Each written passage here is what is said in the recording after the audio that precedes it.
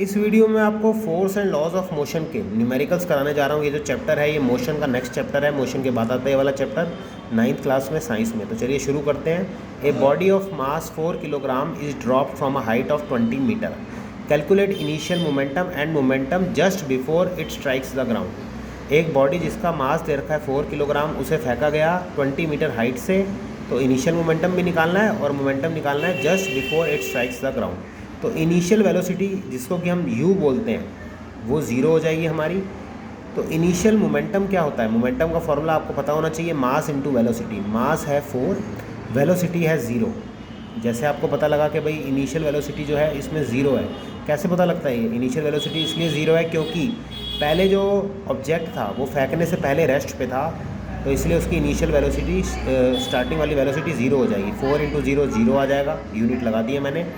अब हमें दूसरी वेलोसिटी निकालनी है, velocity just before it strikes the ground, तो वो हम u मान लेते हैं। लेट यानी हमने उसको u मान लिया। अब ये थर्ड इक्वेशन ऑफ मोशन भी होती है, v² = u² + 2gh।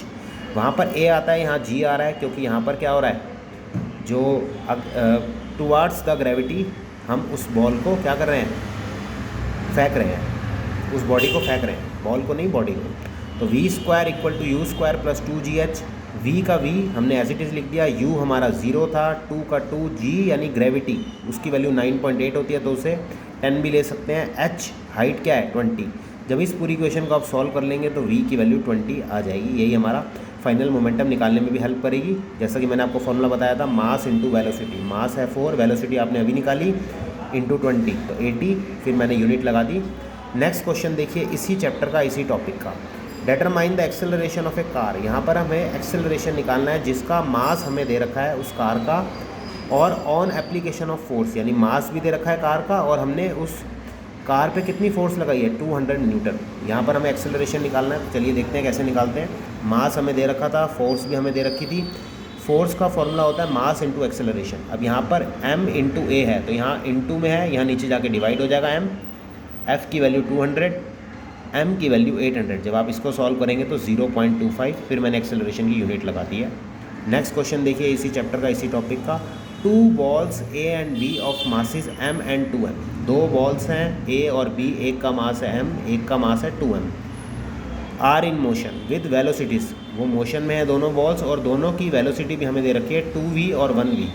Compare their inertia and their momentum. तो हमें उन दोनों बॉल्स का इनर्शिया भी निकालना है और मोमेंटम भी निकालना है। तो हमें कंपेयर करना है, तो हम क्या करेंगे? अब यहाँ पर ध्यान देने वाली बात यह है, जिसका मास ज़्यादा होगा, जिस बॉल का मास ज़्यादा होगा उसका ज़्यादा इनर्शिया होगा। Ball B has more inertia because its mass is more then mass of ball A। ये आपको ध्यान रखना पड़ेगा, जिसका मास ज़्यादा होता है उसका इनर्शिया भी ज़्यादा होता है। अब मोमेंटम निकालते हैं दोनों बॉल्स का।